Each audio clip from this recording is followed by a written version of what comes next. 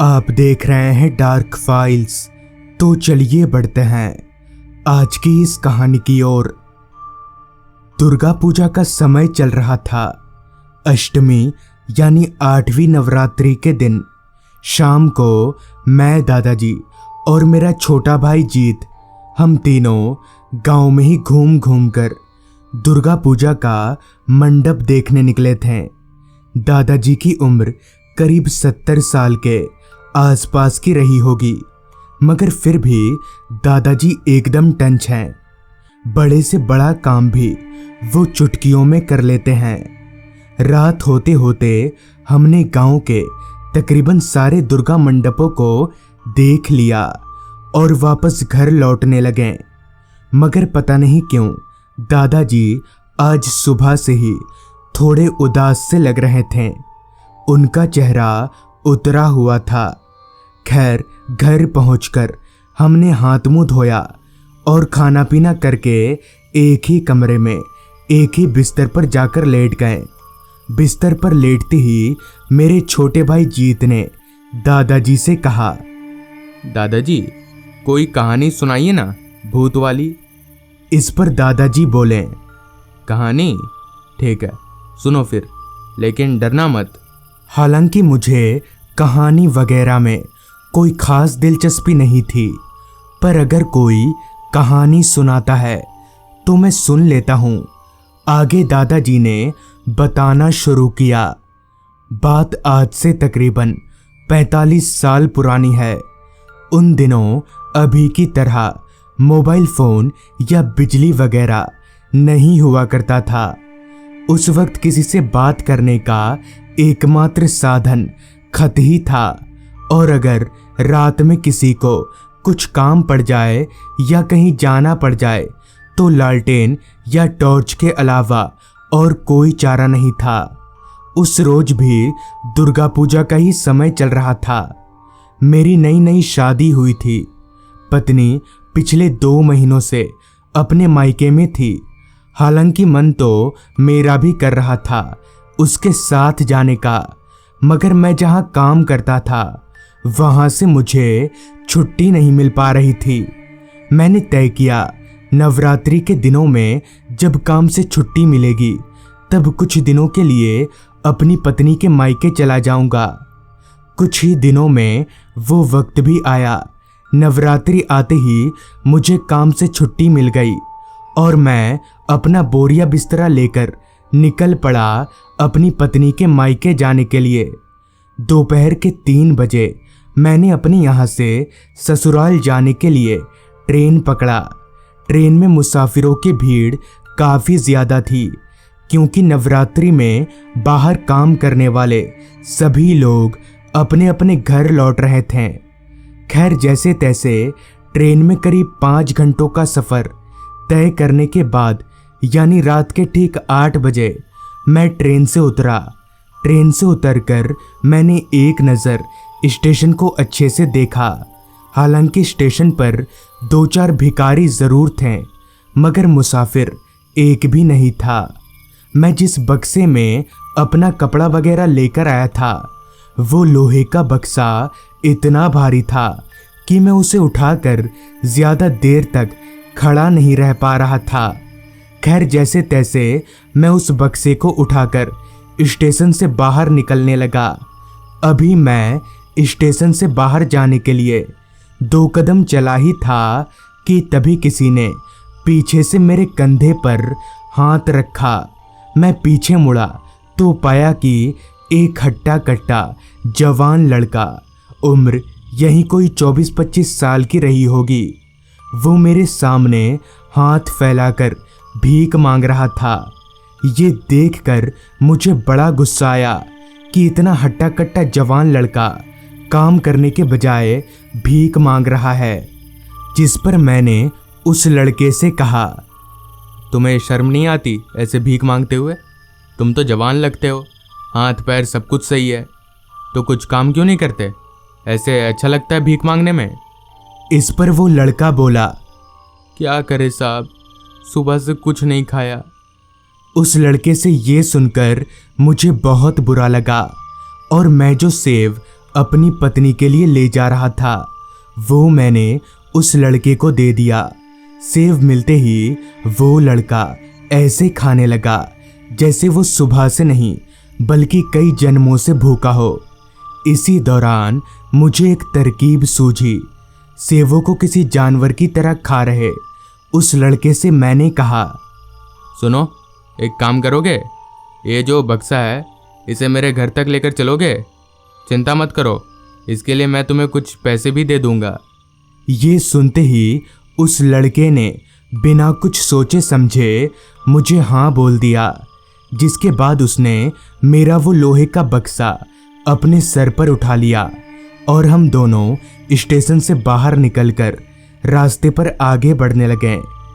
Station से मेरी पत्नी का मायके करीब 4 किलोमीटर का रास्ता था, जिसे तय करने का एक ही साधन था और वो था खुद के पैर। मैं आगे आगे चल रहा था और वो लड़का मेरे पीछे पीछे।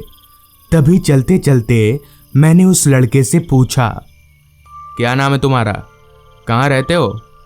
तब पीछे से उस लड़के ने कहा, जी मेरा नाम चंदन है, मेरा कोई घर नहीं है, मैं स्टेशन में ही रहता हूँ।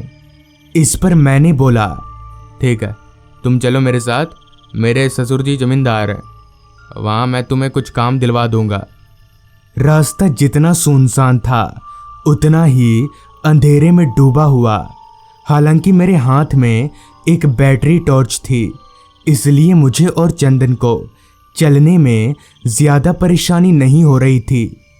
अभी हम दोनों आगे बढ़ ही रहे थे, तभी पीछे से चंदन बोला, साहब, और कितनी दूर है आपका घर?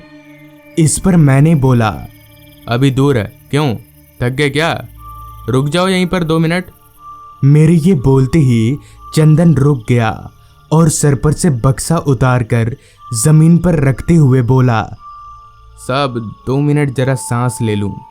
असल में वो लोहे का बक्सा था ही इतना भारी कि उसे उठाकर कोई भी थक जाता। कुछ देर वहीं पर रुककर आराम करने के बाद हम दोनों फिर से आगे बढ़ने लगे। अब हम दोनों मधुकुंडा गांव के बेहद नज़दीक थे। बस एक छोटा सा जंगल पार करते ही गांव आ जाएगा। कुछ देर चलने के बाद हम दोनों उस जंगल में दाखिल हुए। रात के अंधेरे में जंगल बड़ा डरावना लग रहा था, मगर हम 2 जने थे, इसलिए डरने वाली कोई बात नहीं थी। थोड़ी देर बाद हम दोनों उस जंगल से बाहर निकले। जंगल से बाहर निकलते ही चांद की रोशनी में छोटा सा मधुकुंडा गांव दिखाई पड़ने लगा। गांव बहुत छोटा था, यहाँ तक कि गांव के घरों की संख्या इतनी कम थी कि सारे घरों को उंगलियों में गिना जा सकता था। नवरात्रि शुरू हो चुकी थी, मगर गांव की हालत देखकर ऐसा लग नहीं रहा था। ना तो किसी के घर के बाहर मशाल जल रही थी और ना ही रास्ते पर कोई आदमी दिख रहा था। पता नहीं क्यों सब कुछ बड़ा अजीब सा था। ऐसा लग रहा था जैसे इस गांव में कोई रहता ही ना हो। ऊपर से एक अजीब सी सड़ी हुई सी दुर्गंध ने नाक में दम कर रखा था। ऐसी बदबू जैसे कोई जानवर मर गया हो। अभी मैं इधर उधर देखते हुए चल ही रहा था कि तभी इतनी देर से शांत चंदन बोला, साहब इस गांव में कोई रहता नहीं है क्या? इस पर मैंने बोला, नहीं, लोग तो रहते हैं, अभी दिख क्यों नहीं रहे हैं पता नहीं। पूरे रास्ते हमें एक भी आदमी नहीं दिखा। हम दोनों जब मेरे ससुर जी के घर के पास पहुंचे तो मैं दंग रह गया, क्योंकि इतने बड़े घर में एक भी लाइट नहीं जल रही थी। सारा कुछ अंधेरे में डूबा हुआ था। खैर मैं और चंदन हम दोनों घर के अंदर दाखिल हुए। घर के अंदर गहरी खामोशी और सिर्फ अंधेरा था। बस जो थोड़ी बहुत रोशनी थी वो मेरी टॉर्च से निकल रही थी। घर में किसी को भी ना पाकर मैंने अपनी पत्नी को आवाज़ लगाया। 2-4 बार आवाज लगाने पर मेरी पत्नी तो नहीं मगर हाँ, घर के एक कोने से मेरे ससुर जी निकलकर मेरे पास आए और बोले, अरे दामाद जी, आप आइए आइए, आपने बताया नहीं कि आप आने वाले हैं। इस पर मैंने बोला, नहीं बस आ गया।